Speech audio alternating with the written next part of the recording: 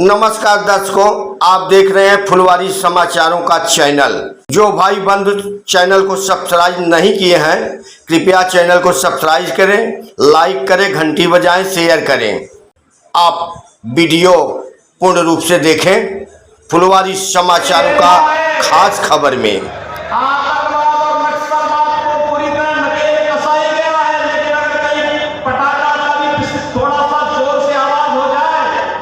सबसे पहले पाकिस्तान सफाई देता कि मेरा हाथ नहीं है, मेरा हाथ नहीं है। तो किसे मालूम है नया भारत में छेड़ता नहीं, लेकिन कोई छेड़ता है तो छोड़ता भी। और कांग्रेस की सरकार के समय क्या होता था? आतंकवाद होता था, मुंबई विस्फोट हुए थे, कांग्रेस के लोग क्या कहते थे? यूपीए सरकार कहती थी आतंकवादी सीमा पार के। अरे सीमा पार के हैं तो आपकी मिसाइल कब के लिए है? जैसे मोदी जी ने एयर स्ट्राइक करके सीधे पाकिस्तान के अंदर घुस करके आतंकवाद को पूरी तरह तबाह किया। और अब तो आपने देखा होगा ब्रिटेन के एक बड़े समाचार पत्र ने यह लिखा कि पाकिस्तान के अंदर पिछले 3 वर्ष के अंदर जितने बड़े दुर्दांत आतंकवादी थे वे एक-एक करके मारे गए। और मारने वालों में भारत की एजेंसी का हाथ है। जो हमारा दुश्मन है हम उसकी पूजा थोड़े करेंगे। अरे कोई हमारे लोगों को मारेगा, कोई हमारे लोगों को मारेगा तो हम उसको पूजेंगे नहीं भाई, हम भी तो उसको वही करेंगे जिसका वो हकदार है, जिसका वो हकदार है। और वही हो रहा है। और अब तो पाकिस्तान को पाक अधिकृत कश्मीर को बचाना मुश्किल हो रहा है। आप देखना चुनाव के बाद मोदी जी को तीसरी बार प्रधानमंत्री बनने दीजिए, अगले 6 महीने के अंदर आप देखेंगे कि पाक अधिकृत कश्मीर भी भारत का हिस्सा है। इसके लिए हिम्मत चाहिए होती है, हिम्मत, दम हो तभी ये काम हो सकता है। ये कांग्रेस की तरह नहीं, कांग्रेस की तरह नहीं, इंडी गठबंधन के नेताओं की तरह, उनके घटक दलों की तरह नहीं कि हम आतंकवाद पर कुछ नहीं कर सकते क्योंकि ये तो पाकिस्तान से ही तो बोलते थे लोग। आज अगर वह कुछ करता है तो थोड़ी सी टेढ़ी नजरों से देखता क्या है कि इससे पहले कि वो भारत की तरफ नजरें टेढ़ी करे उसकी नजरों को ही निकाल करके बाहर कर दिया जाता। कहा जाता चुप, ये नहीं चलेगा। बहनों और भाइयों, ये नया भारत है, बिना रुके, बिना टिके, बिना हटे, बिना डरे आज मोदी जी के नेतृत्व में विकास की जिस यात्रा को आगे बढ़ा रहा है आप सबके सामने है। अभी मैं देख रहा था मुंबई से नागपुर का समृद्धि एक्सप्रेस में पाकिस्तान का राज लाते हैं। इनसे बोलो कि जितनी पाकिस्तान की आबादी है उससे ज्यादा लोगों को मोदी जी ने 10 वर्ष में गरीबी रेखा से उभार करके विशाल जीवन जीने के बाद बनाया। मात्र 23 करोड़ कमबख्त पाकिस्तान, आप सोचो कहां पहुंचा दिया पाकिस्तान को। अरे हिंदुस्तान में रहता तो भूखों नहीं मरता, उनको भी फ्री में राशन मिलता। लेकिन आज गली मोहल्लों में कुछ जीव लड़ते हैं कि रोटी के टुकड़े के लिए।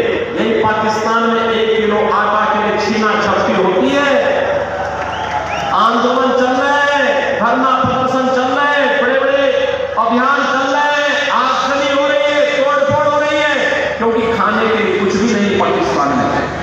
तो जो पाकिस्तान का राग लाते हैं इनसे बोलो कि जाओ पाकिस्तान में जाके भीख का कटोरा लेकर के भीख मांगो, हिंदुस्तान में घोषणा क्यों बनी।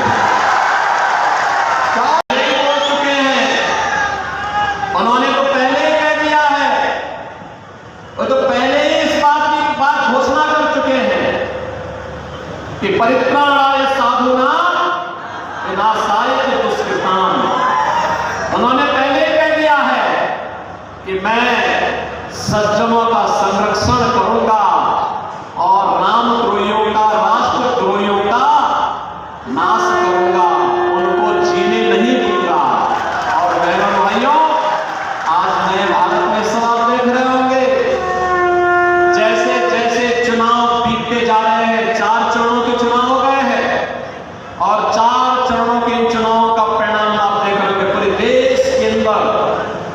उत्तर, दक्षिण, पूर्व, पश्चिम, मुझे अब तक 10 राज्यों में जाने का अवसर प्राप्त हुआ। और देश में सबसे बड़ी आबादी का राज्य उत्तर प्रदेश है।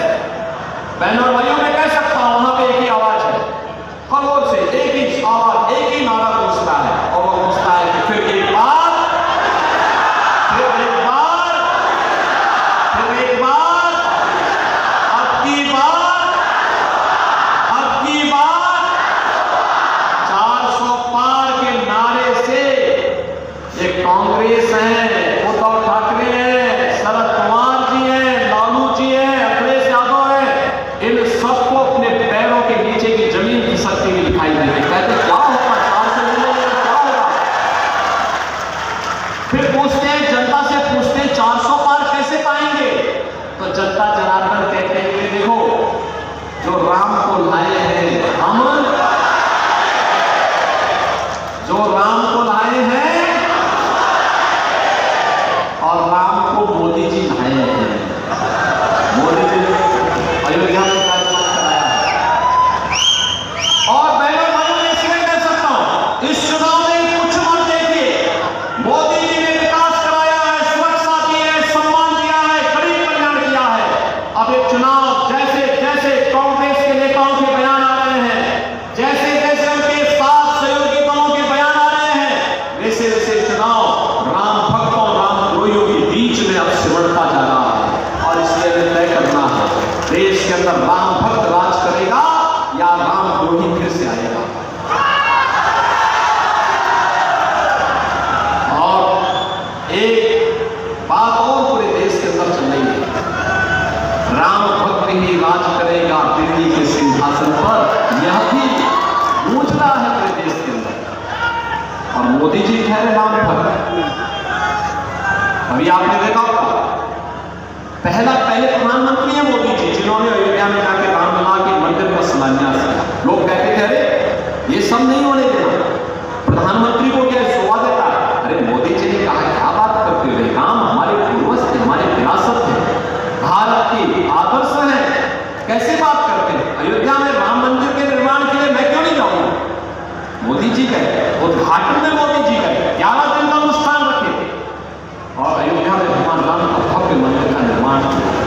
बहनों और भाइयों, मैं आप सबसे अपील करूंगा, भारतीय जनता पार्टी अपने सहयोगी दलों के साथ इस चुनाव में माने जो भारत के हित में है, जो भारत को दुनिया की महाताकत बना दे, भारत को एक आत्मनिर्भर और विकसित भारत बना दे, वह कार्य केवल मोदी जी कर सकते हैं।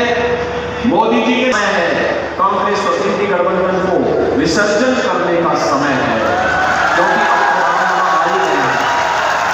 बहनों और भाइयों, इस नए भारत में विरासत का सम्मान होगा।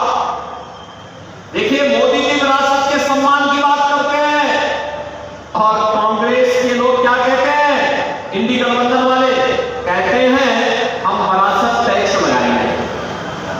अरे मेहनत आपके बाप दादा करेंगे, आपके ग्रैंड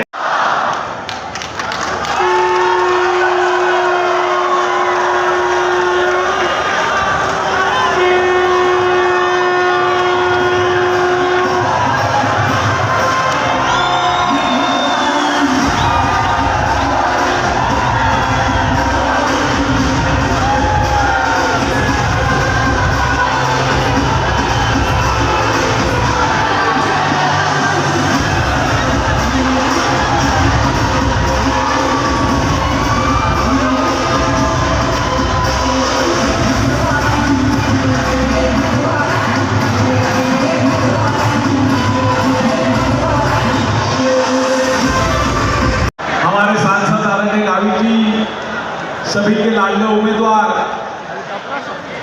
डॉक्टर हेमंत विष्णु सवरा जी, मंच पे उपस्थित सभी दल के जिलाध्यक्ष और मेरे सामने बैठे हुए करीबन 2 घंटे से सुबह 11:30 बजे से आना चालू है, 2 घंटे से बैठे हुए और जिनकी आप प्रतीक्षा कर रहे हैं उनका हेलीकॉप्टर पालघर के जिले में आ रहा है, पालघर के हवाई क्षेत्र में आया है और कुछ ही क्षणों में लैंडिंग होकर 15 से 20 मिनट के अंदर अभी हम सभी को बाबा का दर्शन होने वाला है।